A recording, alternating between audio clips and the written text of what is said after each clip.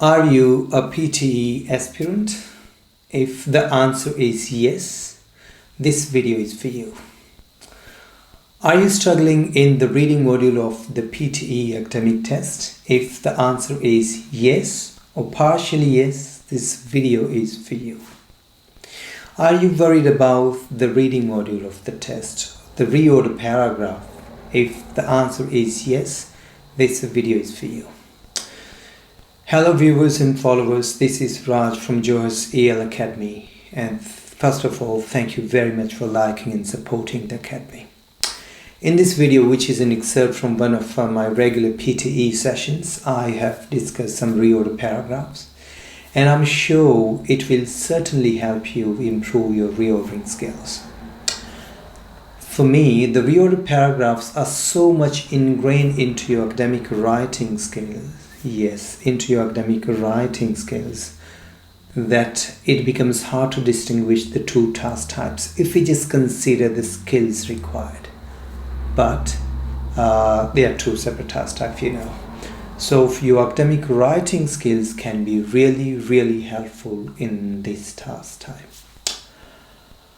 So do watch this video and it will certainly help you, and also do compare the way we have done and you might have done somewhere else. And yes, thank you.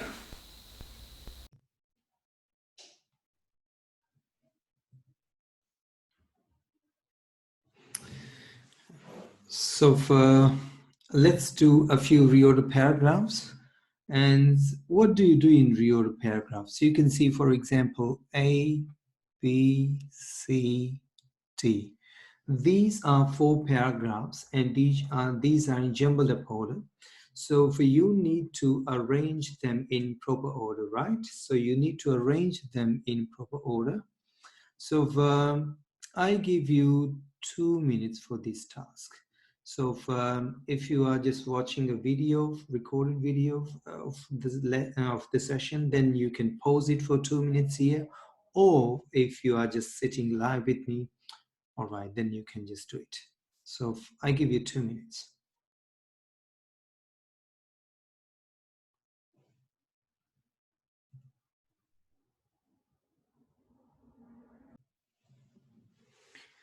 So yes, so when we do a reorder paragraphs,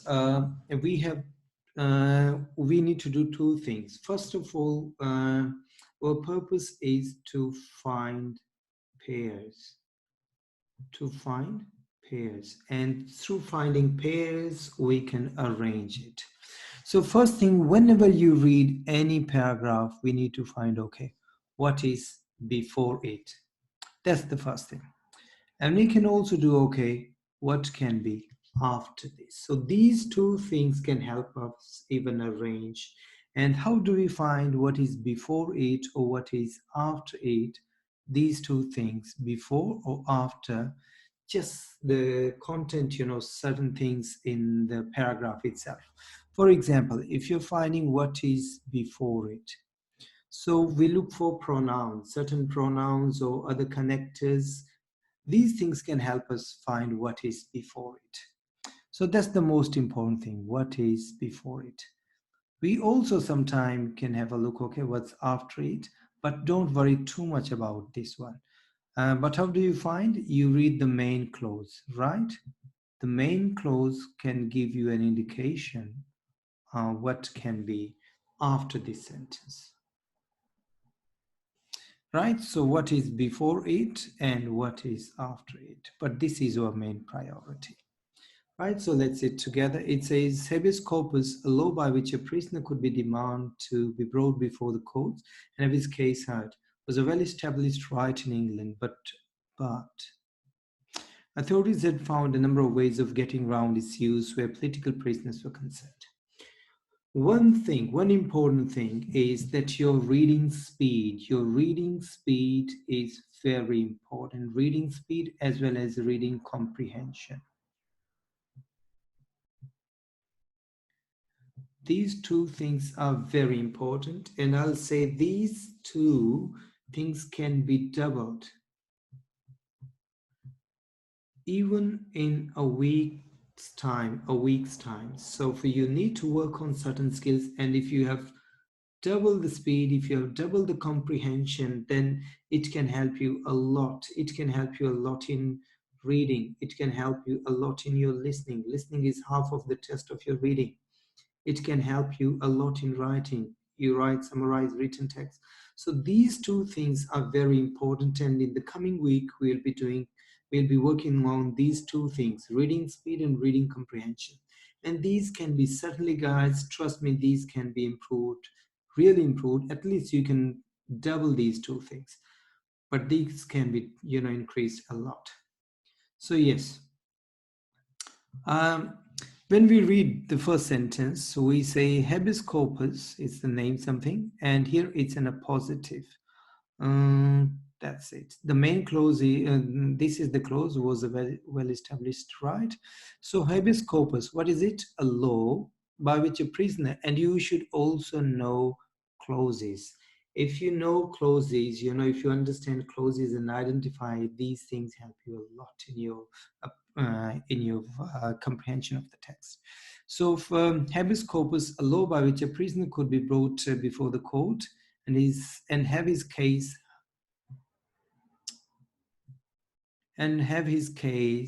heard, was a well-established right in England, but very important word. The authorities had found a number of ways of getting around its use where political prisoners were concerned. So here we have a pronoun of its adjectival pronoun, like it's an adjective. So for these words, usually if you come across these pronouns or adjectival pronouns, we find, okay, what does this stand for? If there is nothing, then we say, okay, it can be in a sentence before it. But here, his case heard, so it's about a prisoner.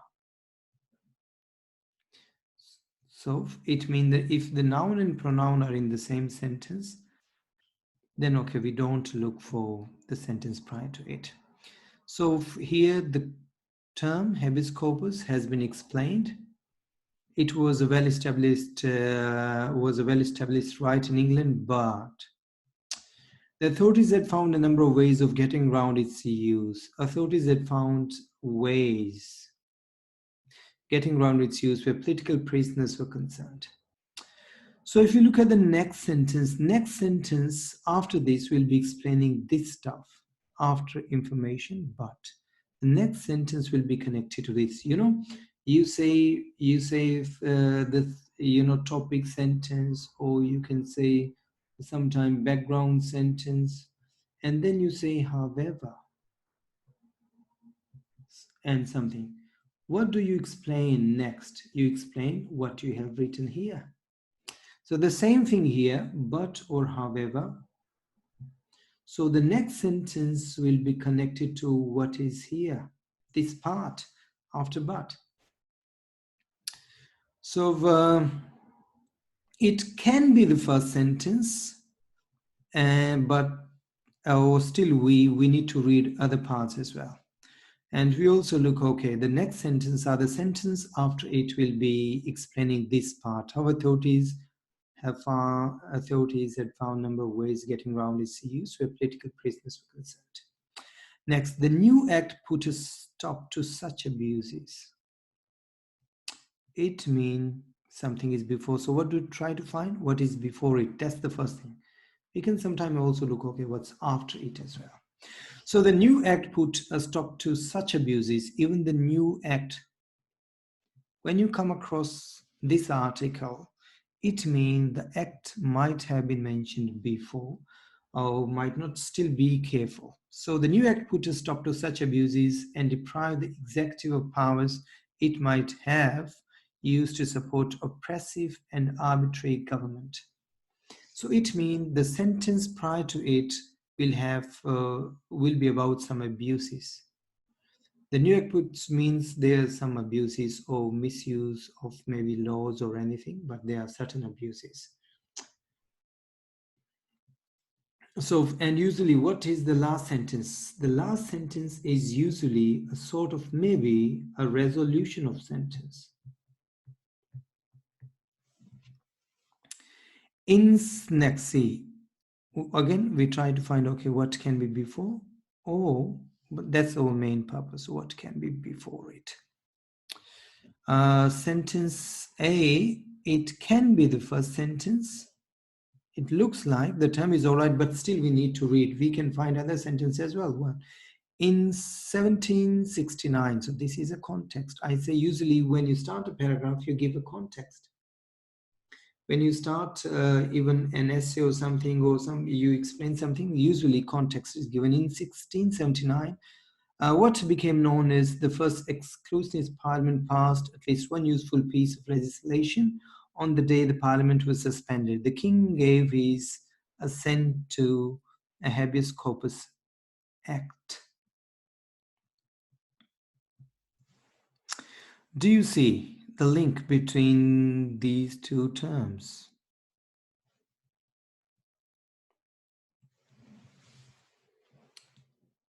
These two terms in sentence 1 and 3, A and C. When you have a full name and a partial name, when you have a full name and a partial name, what do you use first? We always use full name first and then partial name. I don't say it will always be the first sentence, but this sentence will be always prior to partial name. So here, habeas corpus is just a partial name. It's a full name, Habeas Corpus Act. So it's in 1679 what became known as the first exclusionist parliament passed at least one useful piece of legislation. On the day parliament was suspended, the king gave his assent to this act. So here they have in sentence A, the act has been explained what actually it is, and in C, it has been introduced. So what do we do first? Do we introduce or we explain? We explain a term first, or whenever you write or whenever you do, you first introduce a term. And then you explain. Remember. So in C, it's been, you also see first, full term, partial term. So C will come before A, that's for sure, not after it, right? James Harrington, if you read the philosopher, is a good example. He's an example of something, okay? When his sister applied for habeas corpus, it means this term has already been explained. So it means A, C cannot be after this. They are already before it. So C, A, we can introduce, if we can write here something as well. I write D, I can introduce something here, or I can write something here as well.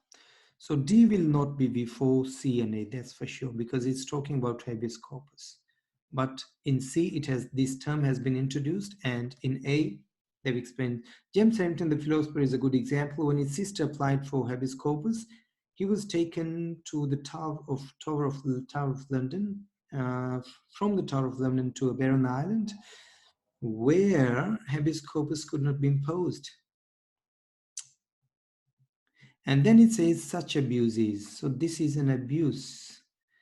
If we say now, if you read A and D, there is a clear-cut link. In D says authorities had found a number of ways of getting around its use where political prisoners were concerned. I mean, authorities could escape this law. And this is an example of such an abuse, of such things. So, and we say such abuse, it means before this sentence, there is an abuse. So it's an example. So what comes here? D. So before this,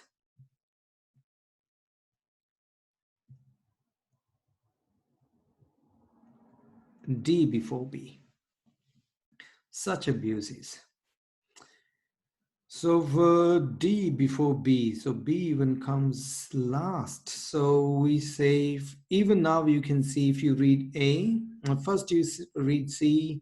Habeas in 1679, what became known as the first exclusionist parliament, passed at least one useful piece of legislation on the day parliament was suspended. And now they've explained this law. So habeas corpus, a law by which a prisoner could be demanded to be brought before the courts and have his case heard, was a well-established right in England, but authorities had found a number of ways of getting around its use. And so after now they have introduced in D, then in A they've explained the term habeas corpus, and then they have given, sentence A ends, it says the authorities had found. This is the, we explain after but and stuff. So this is an example. D is an example of something, how they misuse this act. So for James Harrington is an example of what? Misuse of this act.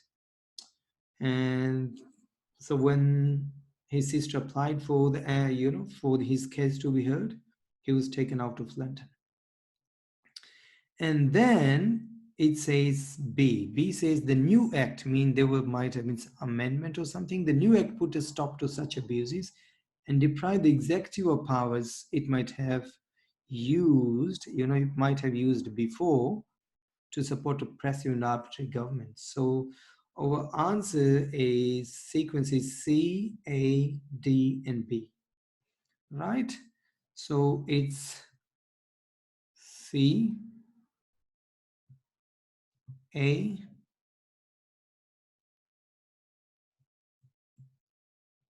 D, B, right? So CA 1 pair, AD 2 pairs, 3 pairs. You get your score based on each correct pair, right? So C, first sentence, because they have introduced the term. A, they've explained, and then they have discussed that, okay, it can be misused, there were some ways, and then D tells the example how it was misused, it is an example of, so for after but part. D is explaining that one, when his sister applied for his case to be heard or applied for habeas corpus, he was taken out of London to a barren island so that this law was not applicable. And then B is a sort of resolution, B. So the new act put stop to such abuses. Such abuses mean the abuse is in D. It's been mentioned in sentence D.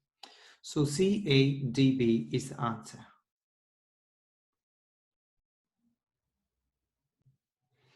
So yes, so you can see here, you can have a look at the diagram. So for introduce the term has been introduced, then it's been explained. The next sentence to be after this one will be, this will give the lead, this part. Authorities had found a number of ways of getting around its use. And this comes to here, Harrington. So here is an example of this. And then this is an abuse because here the law was not imposed, could not be imposed. So this is an example of abuse, right?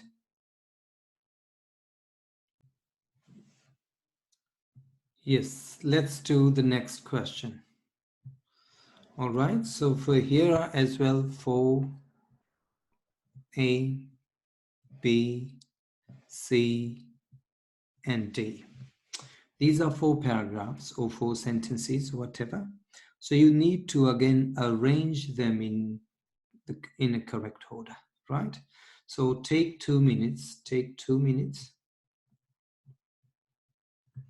and then we'll be doing it together, right? So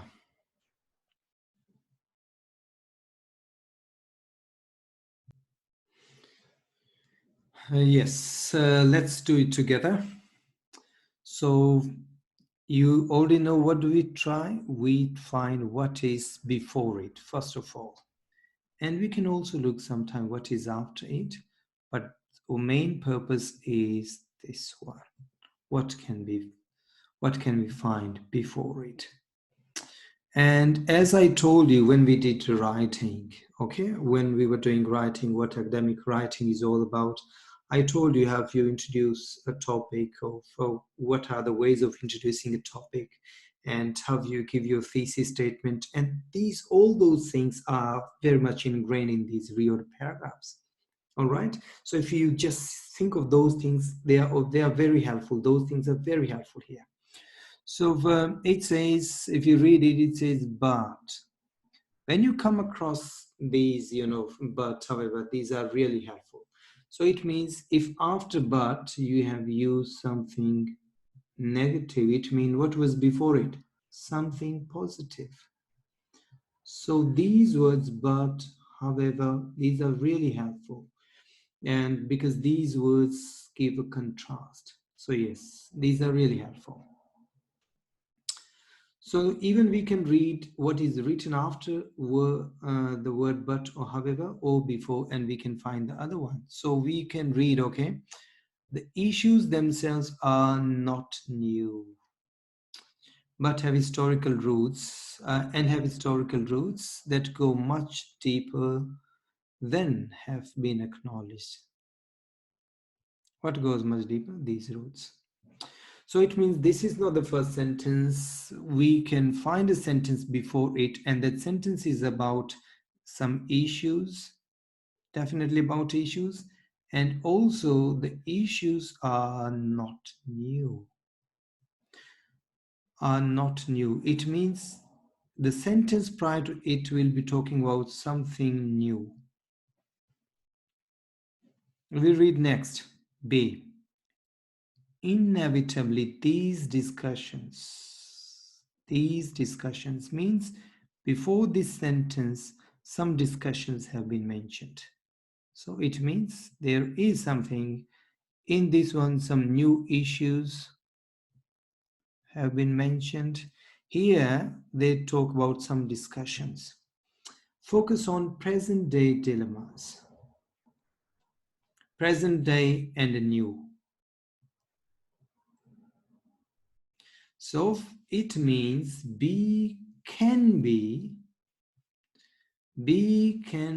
before A. But I leave some space here. So if some other sentence comes, so I can drop it here. But it looks like B can come before A. Because it says present day dilemmas. Dilemmas are what? Issues. They are talking about some issues. Mean before it something should be new issues. Are new issues. So it says present day dilemmas mean new issues. So B and A can go together, maybe.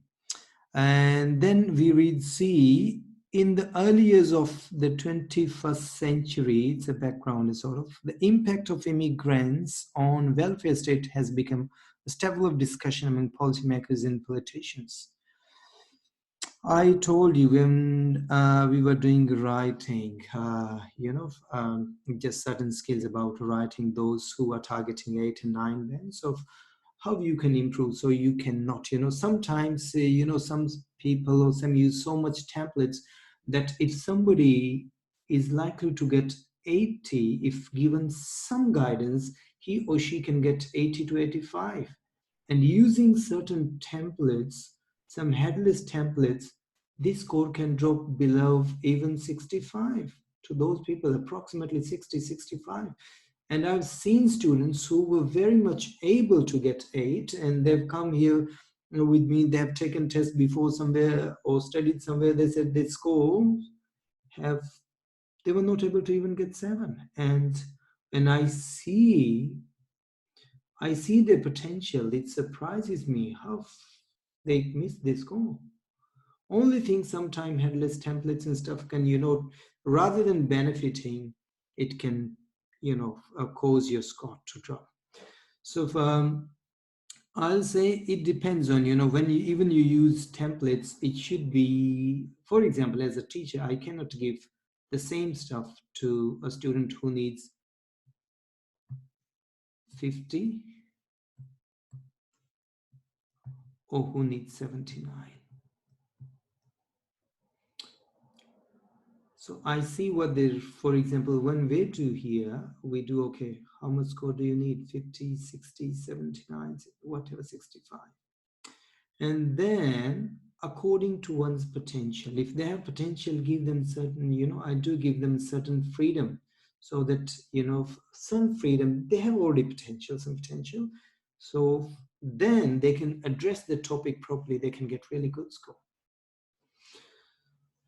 So yes, so what I was telling you, so when we were doing this stuff, writing, I was telling you how to write, topic sentence and background sentence.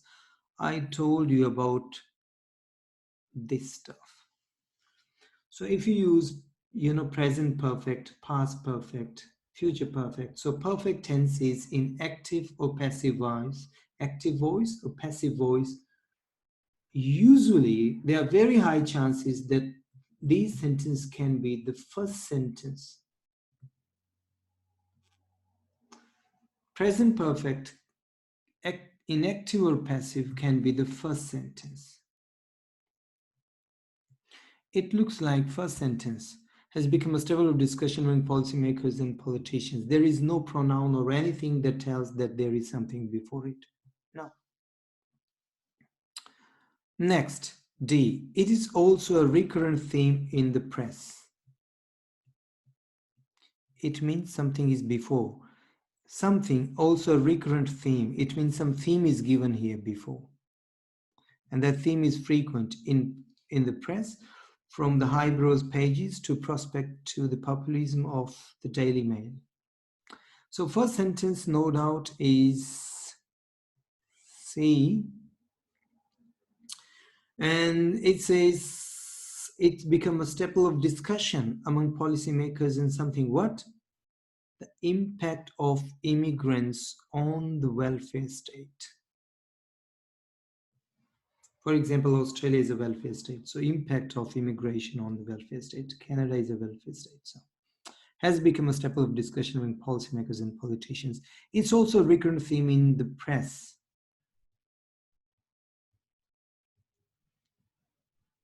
It is also a recurrent theme, frequent theme in this as well. So after C is D. Inevitably, these discussions, before B, what are discussions? So it's a discussion among policymakers, politicians, it's also in press. So these discussions mean before, then comes B, and the last is, because it says, here you see on this side, I've told B and A. So the answer here is C, D, B, A, right? It's C, first sentence, then D. It is also a recurrent theme. What is recurrent? The impact of immigrants on the welfare state, a recurrent theme in press and blah, blah, whatever. It's also discussion. Then is B. B says these discussions. So before B, some discussions are in D as well as in C.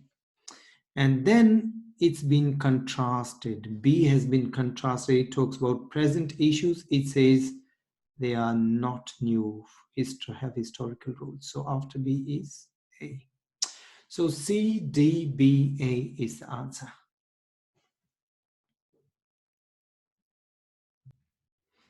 So have a look again.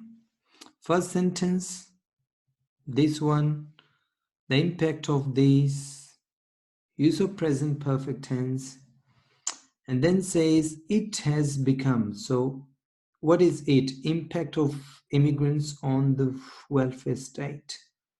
recurrent theme in the press, and then is these discussions, and the last one, contrast, present day. So yes, so in coming days, in coming week, I'll be working on these two things, your reading speed, and we'll double it in a week time. And then also you'll be working on your comprehension. Your comprehension, what you read, you understand, everything stays in your mind.